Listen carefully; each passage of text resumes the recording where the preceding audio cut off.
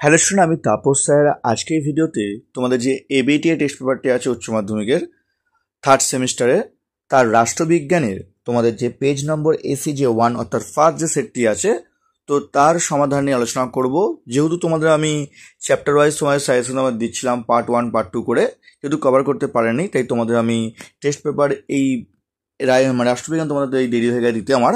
তো এবার তোমাদের কিন্তু পার্ট 2 পার্ট আসবে, যেহেতু আমার মোটামুটি তোমাদের কিন্তু সিলেবাস প্রায় কভার হয়ে গেছে, তাই তোমাদের কিন্তু এবারে এবিটিএ রাষ্ট্রবিজ্ঞানে তোমাদের কিন্তু সেট আমি নিয়ে আসবো। আর তোমাদের কিন্তু হিস্ট্রি শেষ হয়ে গেছে, তাই তোমাদের কিন্তু হিস্ট্রি অনেক সেটে তোমাদের দিয়ে দিয়েছি, প্রায় অনেক কটা পেজ তোমার সলভ করে যা দেখো নি, অবশ্যই তোমাদের প্লেলিস্টে গিয়ে দেখে নিও। যারা এখনো চ্যানেলটিকে সাবস্ক্রাইব করনি, অবশ্যই চ্যানেলটিকে সাবস্ক্রাইব করে রেখো এরকম ভিডিও সবাইকে পাওয়ার জন্য। তো দেখো তোমাদের প্রথম প্রশ্ন, দেখো রাষ্ট্রবিজ্ঞানের প্রথম সেটের দেখো কি বলে দেখো প্রশ্ন, দেখো মার্শাল পরিকল্পনা কার্যকরী হয় কবে। এখানে বলেনি যে কবে গৃহীত হয়, তাই গৃহীত যদি বলতো তাহলে কিন্তু 1947 হতো, বলেছে কার্যকরী হয় কবে, 1948 খ্রিস্টাব্দে। অপশান 1948 খ্রিস্টাব্দে হবে, এখানে অপশান ভুল আছে, হবে 1948 খ্রিস্টাব্দে। কেমন? নেক্সট, ওয়ার্স চুক্তি কার উদ্যোগে গঠিত হয়? এটা মনে রাখবে, ন্যাটোর একটি বিপরীত জোট হিসেবে কিন্তু এই ওয়ার্স চুক্তি গড়ে উঠেছিল। সেটা গড়ে উঠেছিল কিন্তু সোভিয়েত ইউনিয়নের উদ্যোগে 1955 খ্রিস্টাব্দে এই ওয়ার্স চুক্তি কিন্তু গড়ে উঠেছিল। তোমাদের দিয়েছিলাম তোমাদের আমি।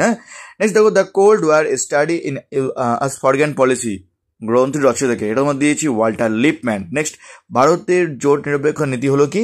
স্থিতিশীল নয় হবে, এটা কিন্তু গতিশীল হবে। নেক্সট, আজ পরের প্রশ্ন আসবো, আমরা কোনো সামরিক জোটে অন্তর্ভুক্ত নই, মানে না আমরা নই, আমরা শুধু একটি পক্ষের অন্তর্ভুক্ত, এবং সেটি হলো শান্তির পক্ষে। উক্তিটি করেন কে? এটা হচ্ছে জওহরলাল নেহরু, যখন বিশ্বব্যাপী যখন কিন্তু ঠান্ডা লড়াই চলছিল তখন কিন্তু তিনি কিন্তু মন্তব্যটি করেছিলেন। নেক্সট দেখো, আমি তোমাদের কি করেছিলাম যে এই যে স্তম্ভ মেলাও আমরা কিন্তু সবটা না দেখলেও চলবে, আমাদের কিন্তু একটিকে আমরা মানে যাটি আমরা এটা কনফার্ম আমাদের ঠিক হবে সেটাকে আমরা চেষ্টা করবো। দুটোকে জানলে কিন্তু আমাদের কিন্তু চারটে না জানলে আমাদের হয়ে যাবে। দেখো, নেহেরু জানে কি ভারত, জওহরলাল নেহরু কিন্তু ভারতেরই ছিলেন। তো এর 3 কোথায় আছে? দেখো এর 3 কোথাও নেই, দেখো 1-এর 3 আছে, দেখো 1C, তার মানে 1-এর C কোথাও কি আছে? কোথাও নেই, তার মানে কিন্তু অপশন এ হচ্ছে সঠিক অ্যান্সার। বাকি কিন্তু আমাদের কোনো দরকার নেই বাকি ম্যাচিংগুলো করার, এখানে কিন্তু আমাদের সময়টা কিন্তু বেঁচে গেল অন্য প্রশ্নগুলো করার জন্য। কেন? তোমরা কিন্তু এরকম যেটা সঠিক একদম কনফার্ম জানো সেই অ্যান্সার দিয়ে তোমরা মেলানোর চেষ্টা করবে, দেখবে তোমরা কিন্তু এই ধরনের প্রশ্নগুলো কিন্তু খুব তাড়াতাড়ি তোমরা করতে পারো তোমরা। কেমন? তারপর দেখো পরের প্রশ্ন, দেখো পঞ্চশীল নীতি হলো অনাক্রমণ, সমতা ও পারস্পরিক সাহায্য দান, শান্তিপূর্ণ সহাবস্থান, অন্য রাষ্ট্রের বিষয়ে মানে আভ্যন্তরীণ বিষয়ে হস্তক্ষেপ না করা। এখানে কিন্তু প্রত্যেকটা সঠিক হবে, অপশন ডি হচ্ছে সঠিক অ্যান্সার। মনে রাখবে এই পঞ্চশীল নীতি কিন্তু 1955 সালে কিন্তু হয়েছিল ভারত এবং চীনের মধ্যে। নেক্সট, বেমানান, এখানে দেখো কি বলছে, বেমানান শব্দ খুঁজে বার করো। দেখো ন্যাটো জোটভুক্ত হলো, ন্যাটো কোনো হচ্ছে সুইডেনও আছে হবে, যারা তোমাদের হচ্ছে জার্মানি হবে, আমেরিকাও হবে। জোটভুক্ত নয় কোনটি? রাশিয়া, মানে বেমানান বলেছে কিন্তু, তাই কিন্তু রাশিয়া হচ্ছে। ঠিক আছে। নেক্সট, জাতিপুঞ্জের সনদ গৃহীত হয়েছিল কোথায়? সান ফ্রান্সিসকোর সম্মেলনে। কেমন? তারপর পরে প্রশ্ন দেখো, সম্মিলিত জাতিপুঞ্জের শান্তির জন্য ঐক্য প্রস্তাব গৃহীত হয়েছিল কবে? নভেম্বরের 3 তারিখে 1950 খ্রিস্টাব্দে।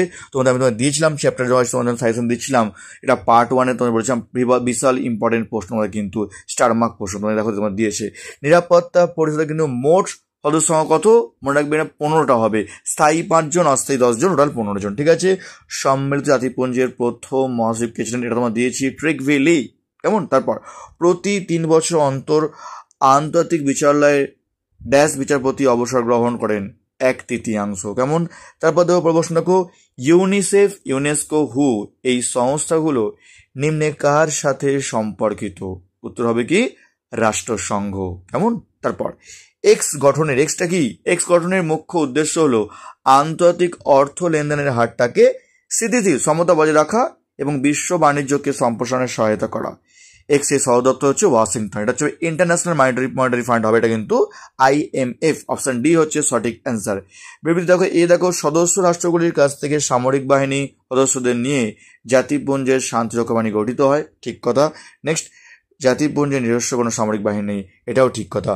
তবে অপশন এ হলো সঠিক অ্যান্সার, এ ও আর উভয় সঠিক, এবং আর হলো এর সঠিক ব্যাখ্যা, একদমই ঠিক। নেক্সট দেখো পরে প্রশ্ন, দেখো বসুন্ধরা সম্মেলন কোথায় অনুষ্ঠিত হয়েছিল? তোমাদের স্টার মার্ক দিয়ে দেওয়া প্রশ্নটা তোমরা দেখবে, আমার যে তোমাদের সাজেশন দিয়েছিলাম পার্ট 2 পার্ট চ্যাপ্টার ওয়াইজ, সেখানে দেওয়া ছিল স্টার মার্ক প্রশ্ন, ব্রাজিলের রিও ডি জেনেরিও শহরে। কেমন? তারপর দেখো সমসাময়িক বিশ্বে মানব নিরাপত্তার সবচেয়ে গুরুত্বপূর্ণ উপাদান হচ্ছে কি? অর্থনৈতিক নিরাপত্তা। অপশন বি হচ্ছে সঠিক অ্যান্সার। তোমাদের বলবো তোমরা সাজেশন যেমন তোমরা পড়ো ঠিক কথা, তবে তোমাদের বলবো বইটা তোমরা কিন্তু একটু খুঁটিয়ে পড়বে। আমি তোমাদের যে সাজেশন দিয়েছি যেমন পড়ছো ভালো কথা পার্ট 1 পার্ট 2 করে, তবে তোমাদের বলবো তোমরা কিন্তু বইটা একটু খুঁটিয়ে পড়বে, কারণ কিছু প্রশ্ন আছে যেগুলো কিন্তু বইয়ের লাইন তুলে প্রশ্ন আমাদের দেবে। তাই 40-এ 40 পেতে গেলে তোমাদের কিন্তু অবশ্যই তোমরা কিন্তু বইটা কিন্তু খুঁটিয়ে পড়তে হবে। যারা এখনো চ্যানেলটিকে সাবস্ক্রাইব করোনি অবশ্যই চ্যানেলটিকে সাবস্ক্রাইব করে রেখো এরকম ভিডিও সঙ্গে পাওয়ার জন্য। নেক্সট, বর্তমানে আমেরিকা ভিসা প্রদানের ক্ষেত্রে কঠোর নীতি গ্রহণ করেছে কারণ অভিবাসনের ফলে অর্থনৈতিক চাপ বৃদ্ধি ঘটেছে। ঠিক আছে, আসবো আমরা পরের প্রশ্ন।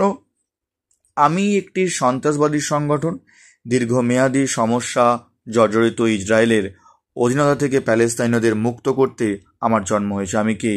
Option C Hamas. নেক্সট, পরে দেখো AIDS, plague, Spanish flu, Ebola, COVID-19, black death, এটা সবই কি? এটা সবই কিন্তু মহামারী হবে। ঠিক আছে, কি বললাম? নেক্সট, বাহ্যিক নিরাপত্তার বিভিন্ন দিক হচ্ছে প্রতিরোধ নীতি। অপশন এ ঠিক আছে। বি প্রতিরক্ষা ঠিক আছে। ক্ষমতার ভারসাম্য ঠিক আছে। জৈব অর্থনীতি এটাও ঠিক আছে। অর্থাৎ উত্তর হবে কি সবকটি ঠিক আছে। তারপর তোমাদের প্রশ্ন তোমাদের আইপিসিসির সম্পূর্ণ রূপটি কি? তোমাদের দিয়েছিলাম সাজেশন, এটা তোমাদের inter governmental panel on climate change. কেমন? নেক্সট, ভারতের প্রথম গভর্নর জেনারেল কে ছিলেন? Lord Mountbatten. যদি বলো স্বাধীন ভারতের বললো কিন্তু এটা স্বাধীন ভারত বলেছে আমাদের, হ্যাঁ। যদি বলা হয় স্বাধীন ভারতের শেষ গভর্নর কে হবে, তখন কিন্তু হবে চক্রবর্তী রাজা কিন্তু গোপালচারী। কেমন? দেশভাগের যন্ত্রণার সর্বাধিক সহ্য করেছিল কোন দুটি রাজ্য? এটা তোমাদের দেওয়া হয় সাজেশনে, পাঞ্জাব ও বাংলা। জম্মু ও কাশ্মীর পুনর্গঠন আইন তৈরি হয় কবে? 2019 সালে। স্বাধীনতার ঠিক পরেই ভারতের প্রধান সমস্যার দেখা দিয়েছিল উদ্বাস্তু সমস্যা।